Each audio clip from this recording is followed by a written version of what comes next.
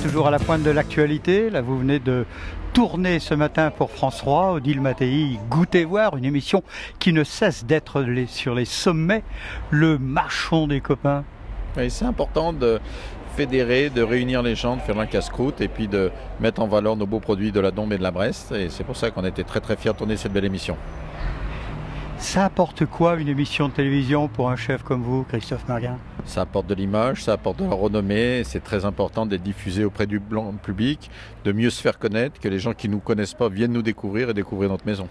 Et puis en plus, cela permet, vous le disiez tout à l'heure, de mettre en valeur la volaille de Bresse, la crème d'étré, des produits en appellation, les vins du coin, il y avait même le fabricant, le cultivateur des producteurs de betteraves, notre ami Cormorèche.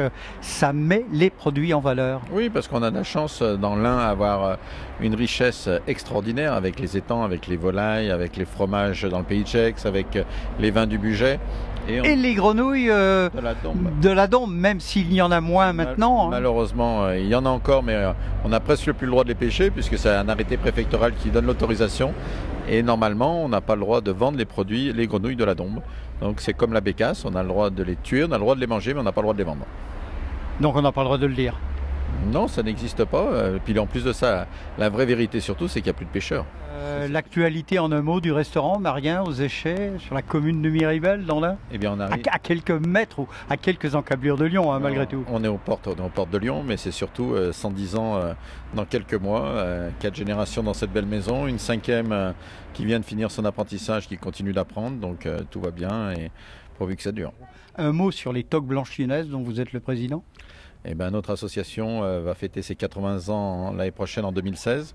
Elle va bien, nous sommes 114 membres. L'image de la ville est de plus en plus belle grâce à cette belle association, puisque les chefs sont fédérés. Je pense que c'est important de se regrouper, d'être tous ensemble et de porter tous ensemble une belle image du travail, de l'artisanat et de nos producteurs. Christophe Marguin, merci. Le mot de la fin, FAIM. Je suis sûr que vous avez envie d'une petite poêlée de grenouilles là tout de suite. Moi, à choisir, c'est vraiment le plat emblématique et c'est vraiment celui que je préfère. Et puis allez, vous allez bien terminer par une volaille de Bresse à la crème. Oui, et puis malgré qu'on n'ait pas le droit de parler d'alcool, un verre de Manicle du Bugey en même temps, ça serait exceptionnel. On peut en parler, mais on le boit avec modération. Avec grand plaisir. Christophe Marguin, merci. Belle saison automnale, où il y a toujours de beaux produits à manger. Et à très bientôt. Et encore bravo pour cette émission de France 3, tournée avec Odile Mattei. Goûtez voir l'émission sur les sommets. Merci beaucoup. Au revoir.